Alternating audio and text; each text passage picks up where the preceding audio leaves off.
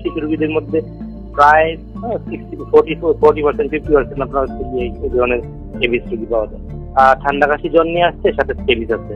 একটা বাচ্চা আপনার নিউমোনিয়া আসছে, সাথে স্ক্যাবিস আছে। একটা ডায়রিয়া, বিভিন্ন ধরনের কমপ্লিকেশন নিয়ে আসে। ডায়রিয়া আছে, পেট খারাপ, সাথে অনেক দিন যাবত দীর্ঘদিন যাবত স্ক্যাবিস রোগে ভুগতেছে।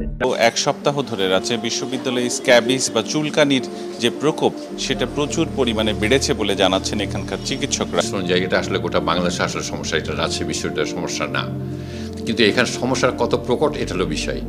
তারপরে গত 10 দিন যদি হিসাব করি, প্রতিদিন যখন 30 থেকে 40 পেশেন্ট যখন আসা শুরু হলো, তখন বুঝলাম যে না, এটা ভিতর গোপন থেকে গেছে, কেউ ওভাবে এক্সপোজই করেন, জানেই না যে রোগটা কীভাবে ছড়িয়ে গেছে। স্ক্যাবিস, যা একটি সংক্রামক চর্মরোগ। এটি হয় সার্কোপ্টেস স্ক্যাবেই নামের একটি মাইট বা পরজীবীর কারণে, এবং দুঃখজনকভাবে এটি দ্রুত ছড়িয়ে পড়ছে আমাদের বিশ্ববিদ্যালয়ের আবাসিক শিক্ষার্থীদের মধ্যে। স্ক্যাবিস হলো এমন একটি চর্মরোগ যেখানে ক্ষুদ্র মাইট ত্বকের উপরের স্তরে বাসা বাঁধে এবং সেখানে ডিম পাড়ে। এর ফলে শুরু হয় অতি চুলকানি এবং ফুসকুড়ি।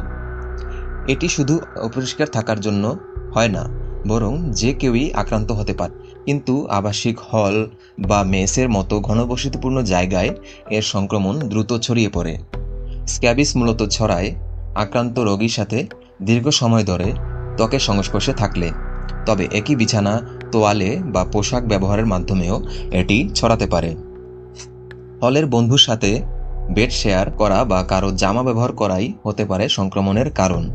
স্ক্যাবিস হয়েছে মানে অনেকদিন হচ্ছে, গত কয়েকদিন যাবৎ হচ্ছে হাতে চুলকাচ্ছে, আর অনেকদিন ধরে হাতে চুলকাচ্ছে। এই যে প্রথমে আর কি সাধারণভাবে চুলকায়, পরে দেখা যায় যে হাতের সাইড দিয়ে আর কি বেশি চুলকাইতে থাকে, হাতের সাইড বা পায়ের যে বুড়াঙ্গেলের কোনা দিয়ে, এটা আর কি হয়। হ্যাঁ, অনেকের মাঝে এরকম দেখা যাচ্ছে, মানে চুলকাচ্ছে হাতের প্রথম স্তরে, হাতের ফাঁক এগুলোতে চুলকাচুলকি করতেছে, তারপর থেকে আবার পুরো শরীরে বিস্তারিত হয়েছে। স্ক্যাবিসের উপসর্গ সাধারণত সংক্রমণের 4 থেকে 6 সপ্তাহ পর দেখা যায়, যেমন রাতের বেলায় বেশি চুলকানি, লাল ফুসকুড়ি বা চুলকানির দাগ, ত্বকে সুতার মতো সরু দাগ, চুলকানোর ফলে ঘা ইত্যাদি।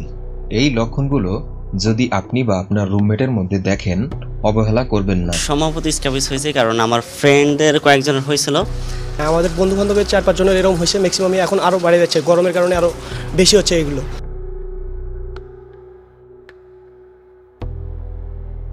বর্তমানে স্ক্যাবিস ছড়াচ্ছে বেশ কিছু কারণে, যেমন অতিরিক্ত শিক্ষার্থী একসাথে থাকা, পরিষ্কার পরিচ্ছন্নতার অভাব, স্বাস্থ্য সম্পর্কে সচেতনতার ঘাটতি, চিকিৎসা নিতে লজ্জা পাওয়া ইত্যাদি। চিকিৎসা না করালে এটি একজন থেকে পুরো হল জুড়ে ছড়িয়ে যেতে পারে। স্ক্যাবিস থেকে নিজেকে এবং অন্যদেরকে রক্ষা করতে কিছু পদক্ষেপ অবলম্বন করতে হবে। আক্রান্ত ব্যক্তির সাথে ঘনিষ্ঠ ত্বক সম্পর্ক এড়িয়ে চলতে হবে। গামছা, কম্বল বা জামাকাপড় শেয়ার করা যাবে না। ব্যবহৃত জিনিস গরম পানিতে ধুয়ে নিতে হবে। নিয়মিত বিছানা পরিষ্কার করতে হবে। চুলকালে নখ ছোট রাখতে হবে। স্ক্যাবিস সন্দেহ হলে সাথে সাথে চিকিৎসা নিন। সাধারণত পারমেথ্রিন নামের একটি ক্রিম ব্যবহারেই এটি সেরে যায়, এবং একই সাথে রুমমেটদেরও চিকিৎসা নেওয়া উচিত। স্ক্যাবিস ভয়ানক নয়, তবে অস্বস্তিকর এবং ছোঁয়াচে।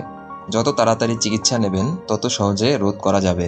লুকাবেন না, চিকিৎসা নিন, ছড়িয়ে পড়া বন্ধ করুন।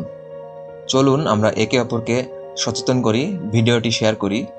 সবাই সতর্ক থাকুন এবং সুস্থ থাকুন। ধন্যবাদ।